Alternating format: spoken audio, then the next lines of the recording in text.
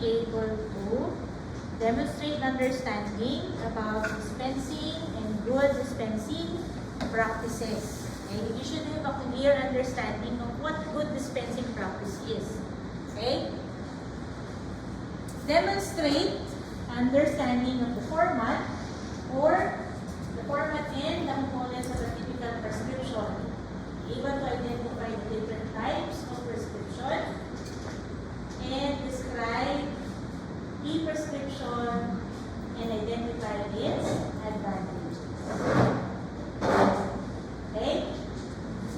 So let's start with dispensing. So the picture here depicts the process or the act of dispensing.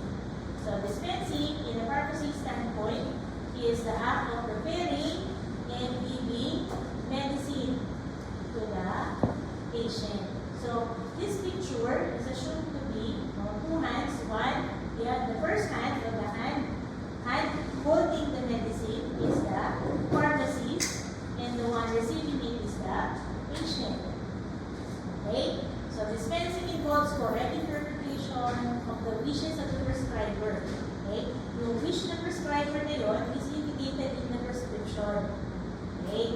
So dispensing involves several activities. Actually, activities that will transpire between the 2 points. What are these 2 points? The point where you receive the prescription up to the point where you hand the medication. So, ano yung mga posibleng activities within or between that point? The interpretation, the reading, interpretation of the prescription, what else? The preparation of the patient counseling, no? Papunta na doon sa dulo, no? Yung pagbibigay ng medication. Compounding or preparation of the medicines. Okay? So those are the activities that comprise dispensing. Those activities in between receiving the prescription and handing the medication to the patient. Okay? There's another definition. This one is based on the definition of RA 6675. Ano yung definition ng RA 6675? According to this, dispensing is the act by the validly registered pharmacist. Okay? So dispensing is an action only of a pharmacist, a registered pharmacist. Okay? But that is, again, these are technical terms, meaning, this may vary. This is based on pharmacy standpoint, of course. Kasi pwede naman dispensing, pwede gamitin yan sa warehouse. Dispense mo nga ito. Dispensing is, what is the other term for dispensing?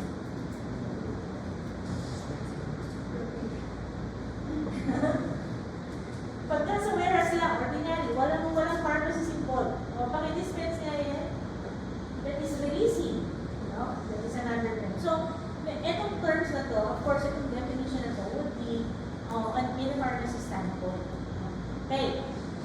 Meron tayong tinatawag na good dispensing practice. So, meron tayong good manufacturing practice, good warehouse practice, good laboratory practice. We also have good dispensing practice. The good dispensing practice are the best practices compiled by, pag sinabi natin good dispensing practice, they're already considered the standard. Okay? Nagiging standard sila. Iniipon naman ng best practices, tapos nagiging standard siya. So, good dispensing practices are guide that ensures that the medicines are dispensed in accordance with the law. And these are guidelines in both government and private healthcare facility. So, meron din say, ang mga organizations, halimbawa, Organization of Dispensing Pharmacies. So, they can come up with good dispensing practice manual. According to them, ito yung mga best practices about dispensing. So, based on several good dispensing practice guides, good dispensing is described that ensuring that an effective form of the correct medicine is delivered to the right patient in the correct dosage and quantity with clear instructions and in a package that maintains potency of the medicine. Okay? So, yun ang good dispensing practice. So, what is the outcomes? If you are practicing good dispensing, what are the outcomes? Ano makikita nyo? Ano magiging epekto nito?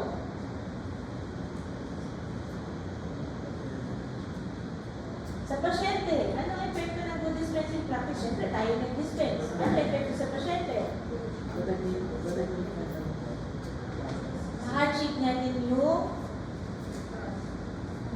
therapeutic outcomes. No? Matitreat yung pasyente. Ma-achieve yung therapeutic outcomes. Ma-achieve yung therapeutic goals. Okay, what else? Or bakit? Sige, kunin natin yun doon. Bakit? Ma-achieve yung therapeutic outcomes. Mas naiintindihan ko ng patient kung paano inumin. Correct. Dahil naiintindihan ni patient yung instruction kung paano iinumin, anong gagawin niya. Naiintindihan niya kung paano inumin. Naiintindihan niya yung instruction. So, ibig sabihin, makakapag-follow siya. So, anong tawag natin doon? Medication adherence. So, with your good dispensing practice, there is enhance or improve medication adherence. Okay?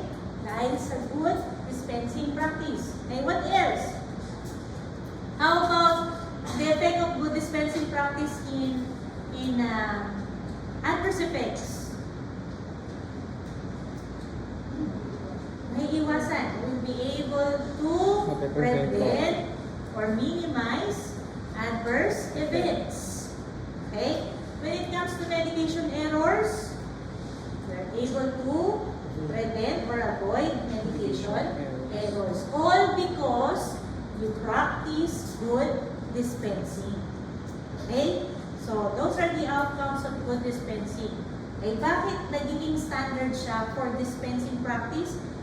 Para pag standard yung ginagawa mo, nagpe-prevent yung mga problems na gano'n. Okay? At na-achieve natin yung therapeutic goals natin. Okay? Good dispensing practice is mentioned in the old pharmacy law, RA 5921, as what? Good dispensing practice according to RA 5921 is when you get only the medication from drugstore or hospital pharmacy. Anong indication nun? No? Good dispensing practice is when there is a pharmacist performing the dispensing. Okay?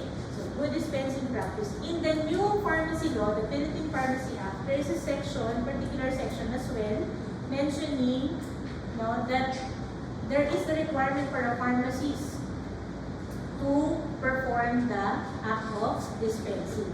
So, sections 30 and 31 of RA 10918 describes good dispensing. And one of that is that it is performed by registered or licensed pharmacies. Okay? This is another reference or a guide to good dispensing practice. So, these guidelines is prepared by the Ministry of Health. No? So, this can be used by community pharmacies or hospital pharmacies conducting or performing dispensing. This one is from Australia. Now you have the dispensing practice guidelines. And from WHO, we have the good pharmacy practice in community and hospital pharmacy settings. So these are guidelines. If you access this link, you can find PowerPoint presentation prepared by FDA discussing good dispensing practice. And common among these guidelines, if you go back to the first one, it's all about issuing or dispensing the correct medicine, the appropriate medicine of the correct dose to the correct patient. Okay? Having the same outcomes. Ano yung outcomes na yun? medication adherence, you have Avoidance of errors. avoidance of adverse events, and preventing medication errors. Meron ba dito, no? Bakit meron siyang sinasabi na cost? How is cost related to dispensing? How is cost related to dispensing? Have you heard of pharmacoeconomics? Yes po. Kasi po, kapag po nagkaroon ng adverse effect, minsan, kailangan ng tulong din. So, hindi pa po sila Okay, di ba? So, medyo malayo yung naroon mo.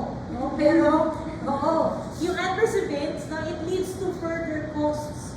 Pero if you start initially, cost is one factor in medication adherence.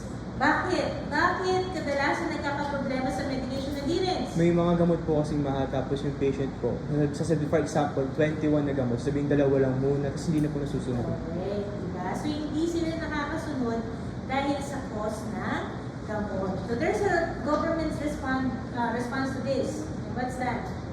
The generic counterpart through the generics law. Okay? So meron silang sagot doon, pero maraming mga issues before, lalo na before, no? Sa generics law, sa generic drugs. No? Meron sila sabi na sa potent, no? Yung mga gamot, hindi maayos yung mga generic drugs, no? Hanggang sa, no, pinakalma yung issue ng mga local manufacturers natin. Katulad ng Rhea, katulad ng Unilab, they have their generic counterpart, no? Yung kanilang right mid, no? Tapos meron yung Parex. Ano sa Parex? Mga vitamin B complex, vitamin C. Hindi, ano yung kanilang division for na ano ba yung mga generic natin? Right mid, Generica, we have Rhea. What else? Mga branded generic. Ang TGP, meron na rin generics meron. So, na-address na yung doubts ng mga pasyente tungkol sa generic drugs. Okay? So, we have good dispensing practice. There will be no dispensing if there is no prescription. Okay? So, kailan ba kayo huling nakakita, humawak, no, ng prescription? Sino meron dito recently, no, nagpa-check up o nagpunta sa doktor? When you say prescription, it is written, in most cases, it's a written piece of order from a prescriber to the pharmacist, no, with an instruction to the patient as well.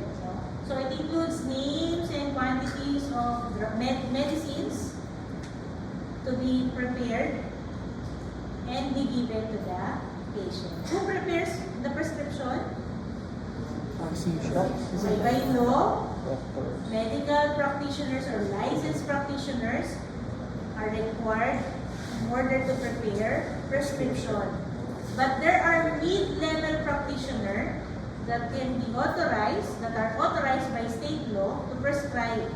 In other countries, like in Canada, New Zealand, Australia, UK, Ireland, they have pharmacies and nurses writing prescriptions. Okay? Are they allowed? As long as they are authorized by the law, they are allowed, they are permitted to prepare, and the prescription is considered valid. Okay? So, do we always prepare a prescription for medicines only? Pag sinabi niyo prescription, gamot lang talaga? Hindi po. Hindi. So, you can have a device, no? Requested in the form of prescription. A hearing aid, you have your pacemaker, you can even have prescription prepared for crutches. Diba? When you go to an optometrist, they prepare a prescription for your glasses. Diba? So prescriptions are not only for medications, they can be for non-drug products, devices, and even service. Katulad na laboratory tests. Okay? So, prescriptions. And they're not limited to medical practitioners as long as the law authorizes the practitioner, healthcare professional, the prescription is considered valid. Okay? Is it always written? No. Okay? We already now, we already have the e-prescription. Okay? And aside from that, there are prescriptions that are given or presented orally. But whoever receives the instruction must write it and have it later on signed by the prescriber. Okay? So we have, for example, we have an order from the doctor and then through telephone, but the pharmacist needs to write it down. Okay? So prescription in general would be a form of communication between the prescriber and the pharmacist. Okay? So this is the prescription blank. Kapag sinabi prescription blank, usually this is for outpatient and it has it's pre-formatted. So it has spaces for the patient information and for the prescriber's information, and then a large blank space for the inscription. Okay? Some of these are given for free to the prescriber by the medical professionals and medical representatives coming from pharmaceutical companies. Now, how do you know? Pag kayo nagpapacheck up, paano malalaman kung galing ito sa medrep o sa pharmaceutical company? Merong mga gamot, listahan ng mga gamot na pinopromote o produkto no manufacturer. No? So you have your prescription blanks. How about medication order forms? These are used for inpatient. No? Meron na bang na hospital?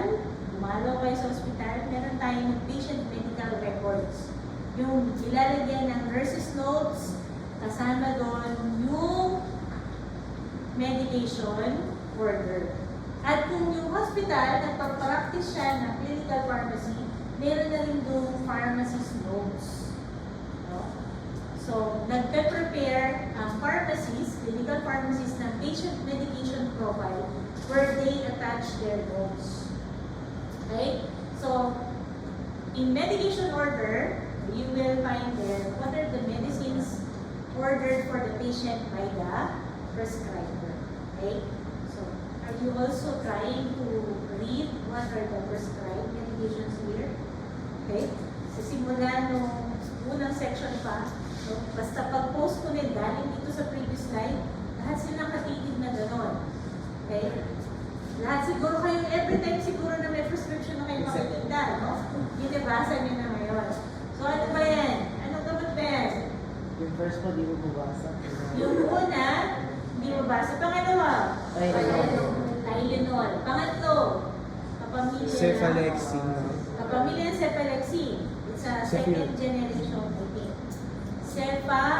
Cefaclor. Cefazoline. Okay, cefazoline. And then you have laboratory reports. EKG or ECG, that is the same. And then, heparin. Okay, so yung una lang yung hindi niya nakuha. Ano yung dulo niya? Ha? Pin o INE eh. pril? Ano pa ang gamot na may pril? Enalapril. Okay, so that is enalapril. Okay?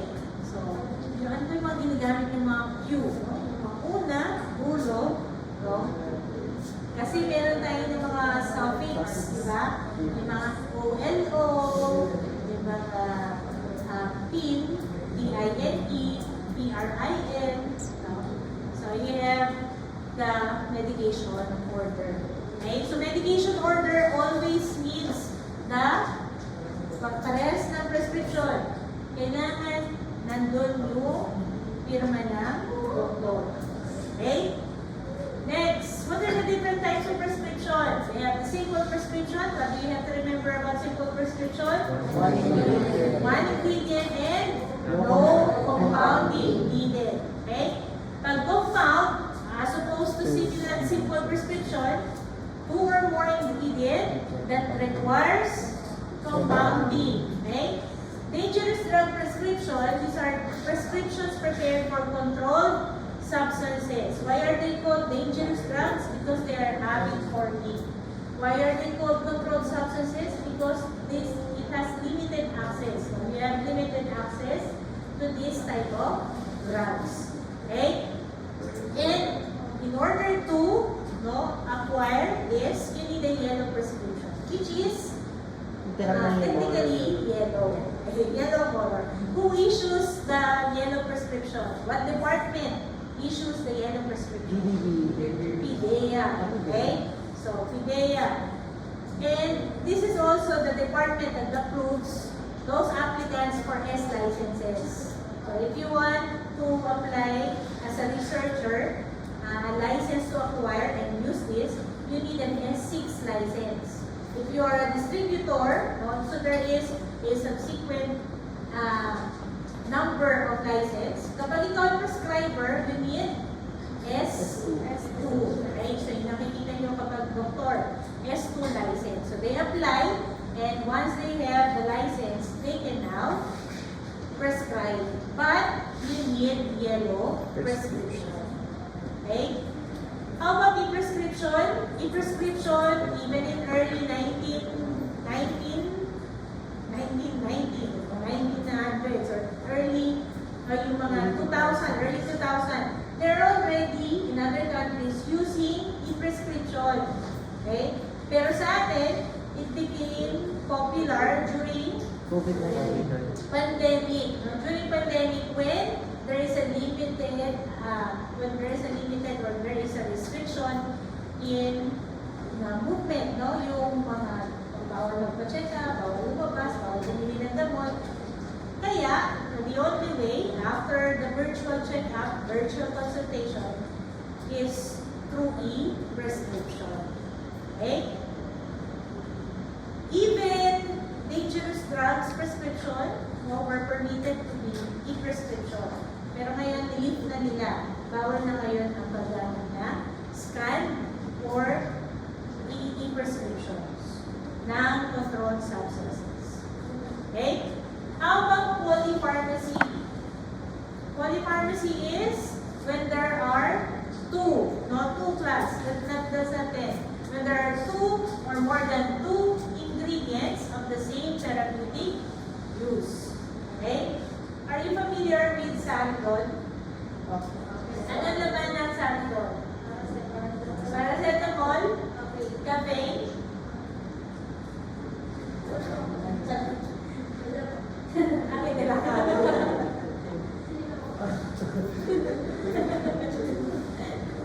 Caffeine, paracetamol, and propylphenazole. Okay? So those are ingredients of the same therapeutic use.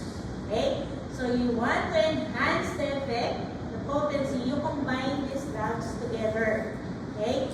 Pero this time, polypharmacy, the term polypharmacy is also being used when the patient is using simultaneously 5 or more than 5 medicines.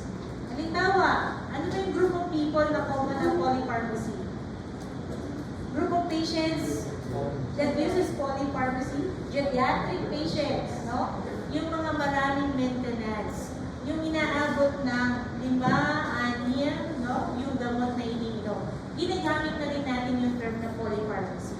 Okay? But, no, they consist of several medicines, but they may not have the same therapeutic use. Kaya lang, yung conditions nila, dahil madami na, kaya dumadami yung kanilang gamot. Okay? Before, pag sinabi ko polypharmacy, that pertains to prescription containing 2 or more ingredients of the same use. How about magistral prescription? Magistral, no? It has a certain, it's a type of prescription that has ownership. Bakit ownership? You are the same prescriber requesting the same ingredients from the same pharmacies. No? So, probably given to the same patient. Individualized. Para siya individualized. Pero, magistral, no, para meron kang ownership dun sa prescription. Okay? Now, this one is unethical prescription. Why is it unethical? Coded prescription or blind prescriptions are unethical to use because you are violating Good dispensing practice. Violating? What do you violate when you use coded prescription? You violate the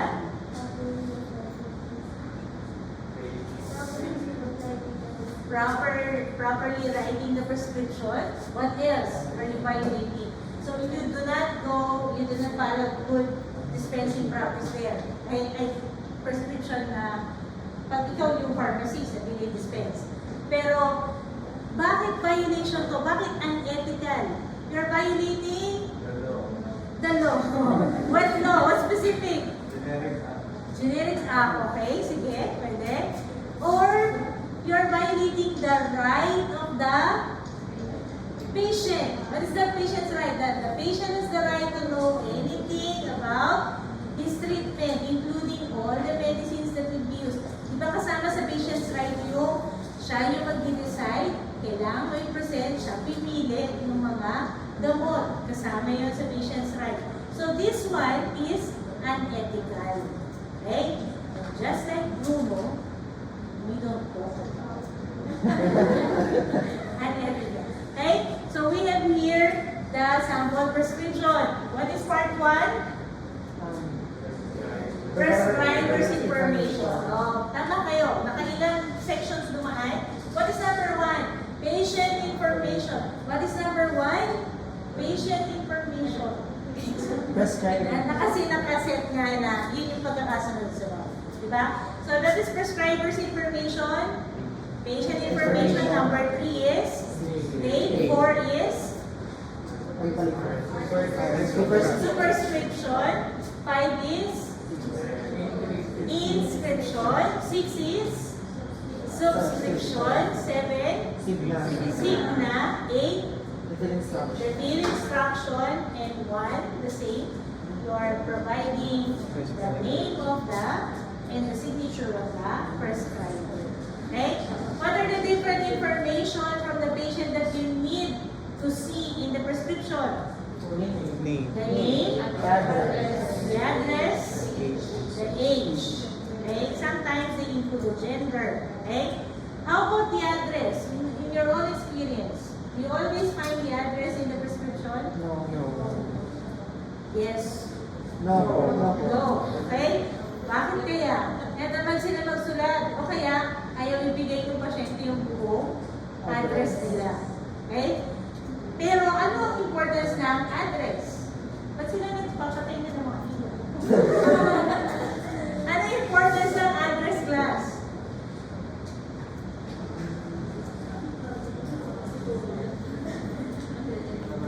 Wala namang utang yung pasyente sa inyo. Ano ang importance ng address? Bakit kasama yun? In case of, magkamali po yung prescriber, pwede pong puntahan yung So this is your one way of contacting the patient. Siguro nung mga time na yan, nag-identify sila ng parts ng prescription. Wala pa kasi mobile ko. So wala mobile. Pero ngayon, meron na ngayon. Another way of contacting is the through phone, of course. Okay? So, what will you do if some of those important information is missing? Either you You have to not dispense. You have to ask the Prescriber. You have to ask the prescriber. Nandiyan na sa'yo yung pasyente, tatawag ka pa sa doktor. You have to ask the patient. If in some cases, it's not the patient buying for his medicine. So it's someone, family member.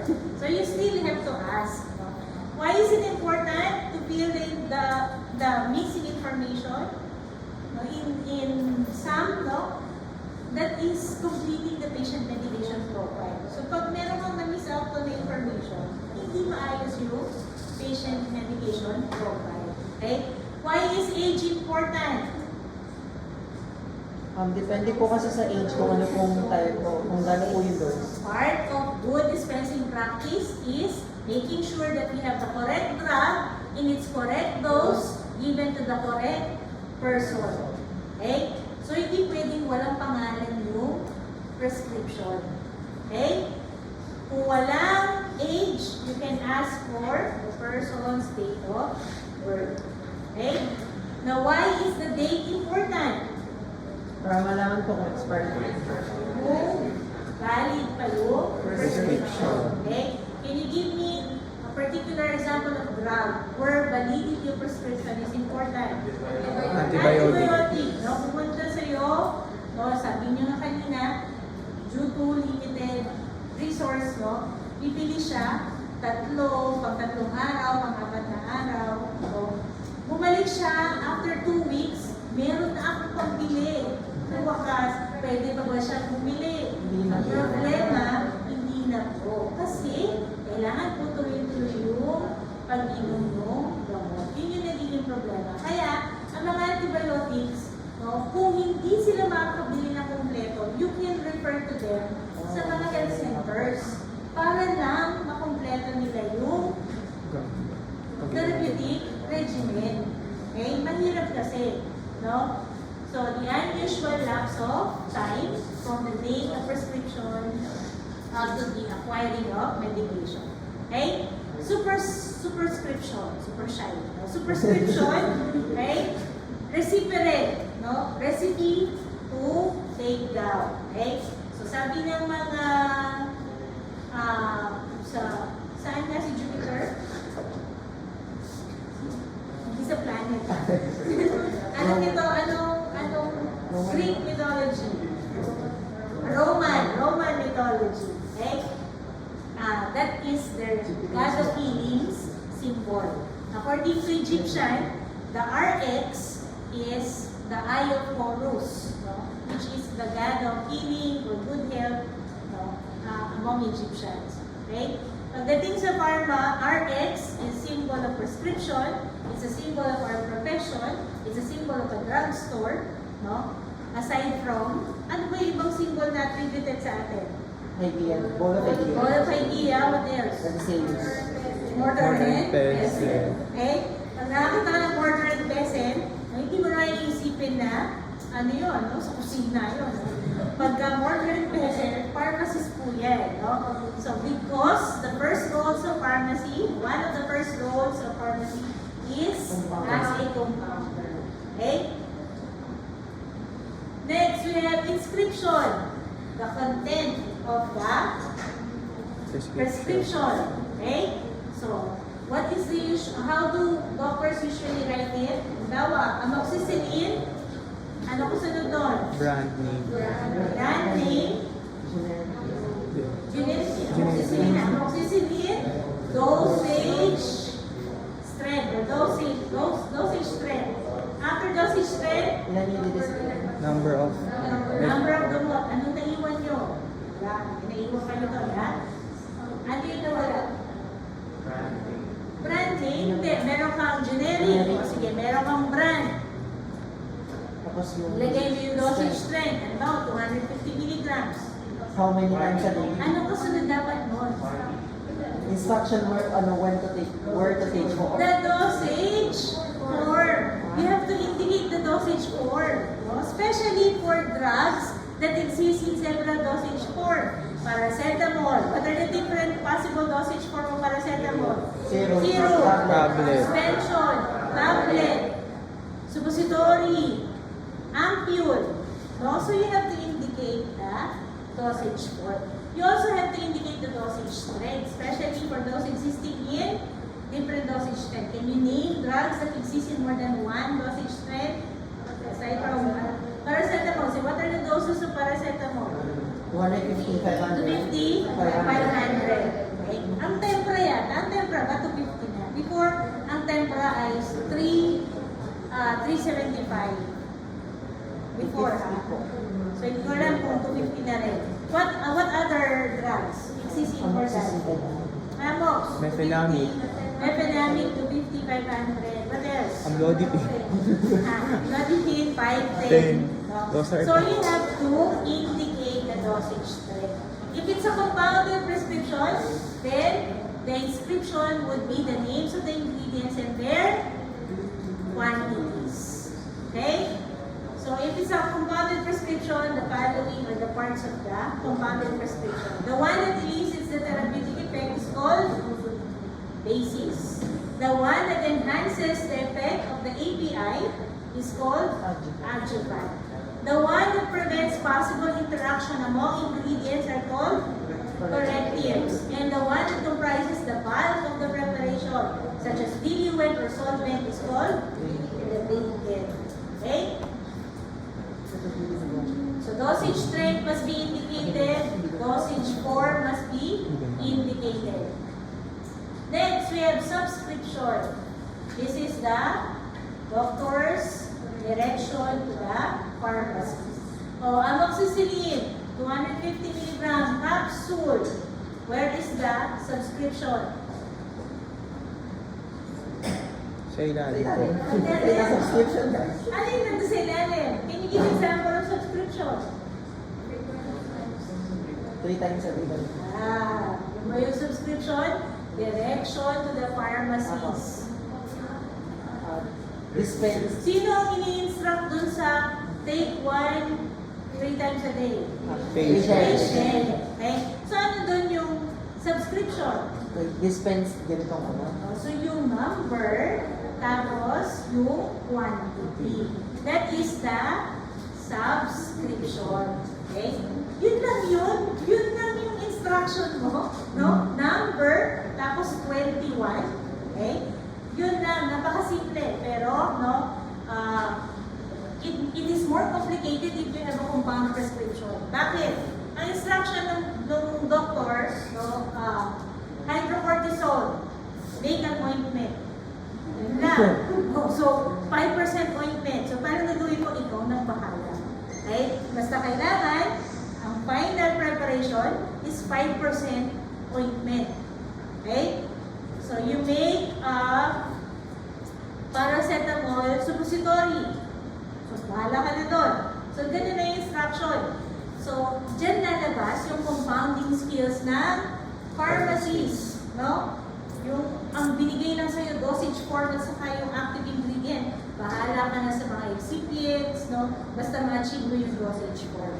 Okay? Dispensing instruction or the direction to the pharmacies. Okay? What about if the quantity is not indicated? Pero hindi pa naman ako nakakita ng prescription na gano'n. Bawa, ma-miss out lang. Walang naka-indicate na number, tapos number sign, tapos number. How can you guess? Don't guess. How will you know the quantity to be dispensed? Kung tatawagan po yung As prescriber. the doctor, that is the safest and the most accurate way of knowing. No? Or, calculate. You can look at the dose. You can look at the instruction to the patient, to the signal. So, nakalagay doon, take 1 capsule 2 times a day. Okay? Ang problema kapag walang duration of therapy. Okay? For ilang ano. Kaya nga naman sabihin natin na, For lifetime. teka ha, dahil mahal kong gamot na to, no, bigyan lang kita ng pagtatong araw na yun. So, hindi pwede yun. So, mas maganda pa rin na magtanong sa doktor. Okay? Next, we have the signa. Signatura, or markdown. Okay? So, this is actually directions for the patient, but in reality, this is direction also for the pharmacies. Bakit? Kasi, in most cases, you will be translating this to the patient. Ako, lalo na yung mga pasyente na nasisindak sa doktor. Diba? Nakita na ba kayo na yung pasyente, yung doktor, pinapagalitan yung pasyente? Meron ako nakita mga cardiologist na gano'n. Ang tapang-tapang, no? Inali, gusto mo mamatay? Meron sila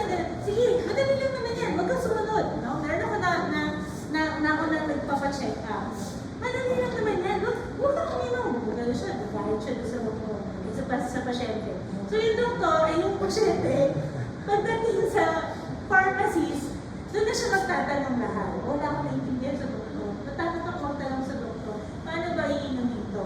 Para saan ba itong gamot ko? Okay? So, it's transcription. No? And gone are the days where you have to translate Latin terms. Di naman na problema masyado yun. Napaka-minimal na rin yung mga abbreviations. No? Anong common na problem ngayon sa ganyan? Ano po?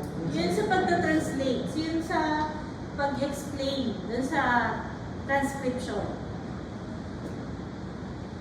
Dun sa signal. Anong common problem na natin dyan? Yung language barrier. Okay? In Singapore, one of the hospitals in Singapore, nakalimutan ko yung pangalan niya, they hire pharmacists of different races. What is their purpose? What is their objective? Cater different Great. language. Since Singapore is a melting pot, you have different nationality. So, kung sino man, kung ano man yung nationality ng pasyente, yung pharmacist na yon of same nationality ang pangarapin nila. Okay? Para magkaroon ng better understanding. Okay? If the patient, sabi nga natin sa good dispensing practice, if the patient has a clear understanding of the instruction on how to use the medication, there is an improved medication adherence. Okay? So, vernacular. Kung pupunta tayo sa local version, kung meron ka pang pangan, no, lalo na pag medyo may edad na, mas maintindihan niya yung gamit yung vernacular language, then have someone, no, to talk to him or to her with the same dialect. Diba? So, eto, problema pa ba natin to? Bawal ng paggamit niyan as directed. But in case na meron pa din, the best way is to call the doctor. Okay? So, you cannot make your own decision about that instruction. Okay? You cannot rely on the patient as well. Baka mamaya, iba yung pagka-intindi niya doon sa binigay niya as directed. Okay? So, you have to use when translating, when you are giving instructions, you have to use simple terms. Okay? And this can be, you can use the dosage form as clues. So, pag sinabi na merong ointment na nakadispense para dun sa pasyente, you use apply. If it's a drug, you use instill. Okay? So, if it's a suppository, you use the term insert. In special instructions, you can use auxiliary labels. Ano ba yung example ng auxiliary labels? Labels that provide specific and clear instructions regarding how to take the medications. Can you think of an example of auxiliary labels? Pag merong kutsara tinidor, tapos merong bar na gano'n, ano yung sabihin? Don't take Don't without take eating. with spoon. Hindi po. Huwag pong i-take yung gamot bago hanggat hindi pa nakakakain. Do not take it with Food. empty stomach ba yung may kutsara dito at saka may bar? Full stomach. Do not take it, dapat food pala, no? Food. Yung picture ng food, tapos walang, tapos may bar. Okay? Nakita kayo yung, paano pag, anong picture kapag bawal inumin yung gamot kasama ng dairy products? May milk na. May milk, nakalagay milk. Okay, bawal, no, lagyan. Anong picture ilalagay nyo kapag yung gamot ay nakaka-cause ng dizziness or nakakaantok? Yung ZZZ po. Sure, tapos sisisi. Baka ibig sabihin ng bawal matulog. Hindi naman. Okay, so, auxiliary. Even colors, no? Why do we use red color?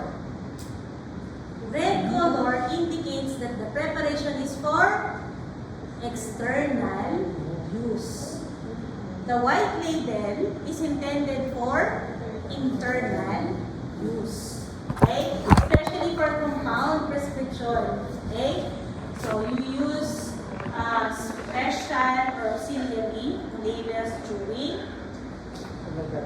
Signa. No? So these are just examples of the abbreviations. Again, abbreviations are not limited to Latin terms anymore, but when you are practicing, no, you also include medical terms that are abbreviated. For example, what do you mean by HX?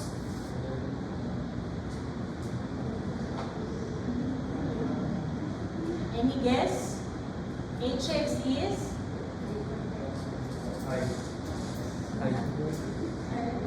Which is related to TX and PX.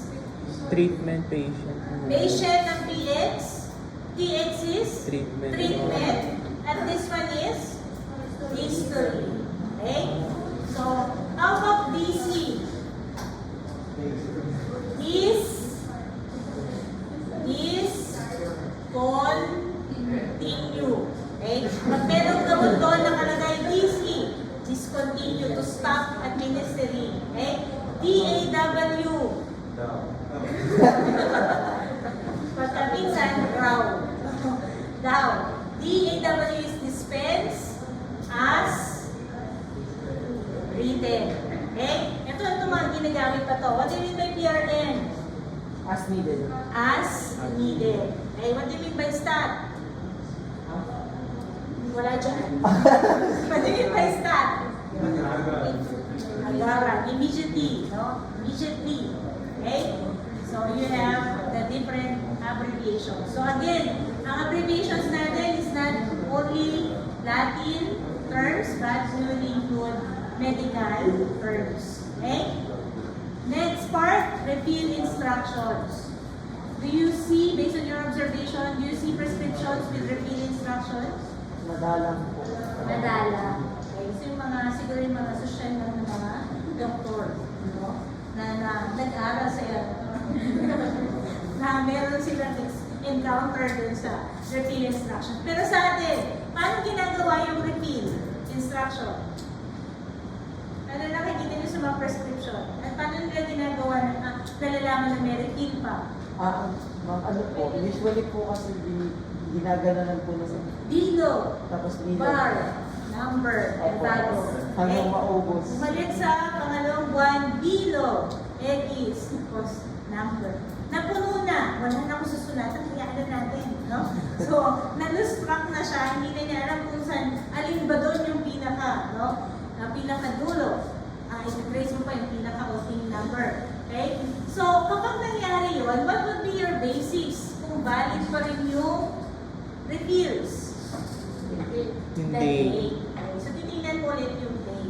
Bawa sabihin niya na, hindi ko pa naman nakukuha lahat yan eh. No? Pwede ba yun? Kahit na lumagpas na dun sa, halimbawa, maintenance. Maintenance for 6 months. Okay? Lumagpas na. Pero ang kiniklaim niya, hindi pa naman na-serve lahat yun. Wala ka ibang way para i-trace yun. So, hindi mo pa rin ibibigay kasi merong date na pwedeng pagbasihan. Okay? So, prescriber's information, no? If they are prescribing controlled substances, they need to acquire S licenses. Okay? So if you are a researcher, if you are an academic institution, and you are using controlled substances in your experiments, then you need to have S6.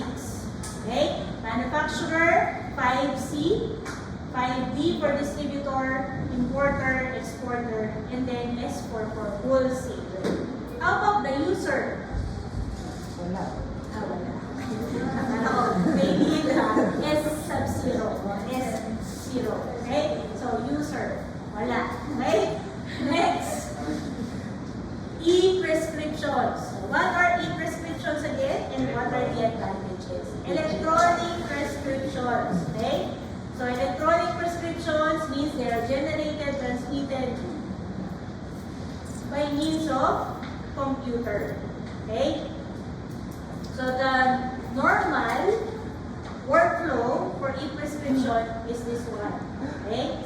So, they undergo consultation, and then the doctor prepares the prescription, the doctor sends directly the prescription to the pharmacies. The pharmacist prepares the prescription, of course, after evaluation, reading, preparation. And then, the medication or the drugs become ready for pick up. Okay? So, the pharmacy sends renewal request. Doctor wants the complete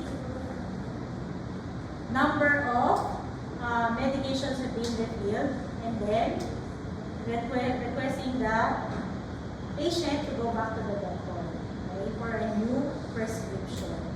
Okay? So with this setup, what are the advantages of e-prescription? If you are following this. Mabilis yung process. Mabilis yung process. So efficiency on both part, the pharmacies and the doctor. What else? Hindi po mawawala yung prescription. Hindi nawawala yung prescription at hindi Pwede. na-alter yung prescription. Kasi diretso nanggagaling sa doctor papunta sa pharmacies. What else? And on the part of the patient,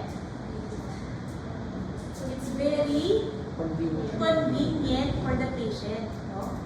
Kung sila sa doktor, nasusunod na pupuntahan na nila pharmacies. Okay? Para pipick upin na yung gamot. Okay? And sometimes, nababawasan yung waiting time nila. Diba? Kasi ready for pick up na. Naipadala na yung order ahead of time. Okay? What else? So, according to, no, reduce errors because of the problem with legibility. Okay? So, it becomes efficient on the part of the pharmacist because the pharmacist will no longer have difficulty deciphering, no? Hindi naman siya coded prescription, pero parang coded prescription siya. May mga triangle, no? Yung A nung doktor, parang triangle, may circle, no? Yung mga letters nung doktor. Okay? So, there are even softwares that has the ability to check drug interaction. So, after you encode the drug's name, mag-a-alarm or mag-warn dun sa computer kung may possible interaction yung dalawang prescribed na gamot. Okay? So that improves, no, or that prevents adverse events. Okay? And then, of course, no alteration is done, efficiency, and the last is convenience. Okay? Okay. Do you have any questions, class? None. No questions. Wala pa. Yes?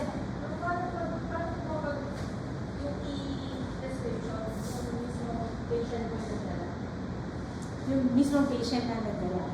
Yun yung case natin recently, yun sa mga pandemic, yung sila yung may mga dala-dala yung prescription. Pwede yun, authorize nila. Pero, syempre, no, iniiwasan nga natin yung mga alterations na ganyan. So, hanggat maaari, the doctor will have an affiliate pharmacy to receive their orders. Or, this can be within the hospital. The doctors, no, will send the orders to pay pharmacy. Di ba, meron tayong mga pay pharmacy. Kung hindi naman gano'n, no, much better if you do not have the prescription. Kasi, nababiolate, nawawala ng saysay yung gusto nating ma-achieve dun sa e-prescription. So, might as well write it na lang, then have it, no, the patient receive the prescription. Okay? Now, in Davao, no, e-prescription is being practiced. And a lot of pharmacies are trying to experiment, no, on this e-prescription. It's about time class. Kaya lang, ano ang drawback nito? Ano nakikita yung problem sa e-prescription? Baka po hindi equip yung pharmacy. Baka hindi. Baka Hindi po equip yung ibang pharmacy. Okay, so yung pagbili nila ng mga computers, no, to receive this. Pero, diba? Marami na rin yung ano ngayon, diba? Yung kahit yung mga devices lang, no? Yung ating mga cellphones, right? Pero ano ba ang possible problem natin dyan? Magaling? Dayain? Paano?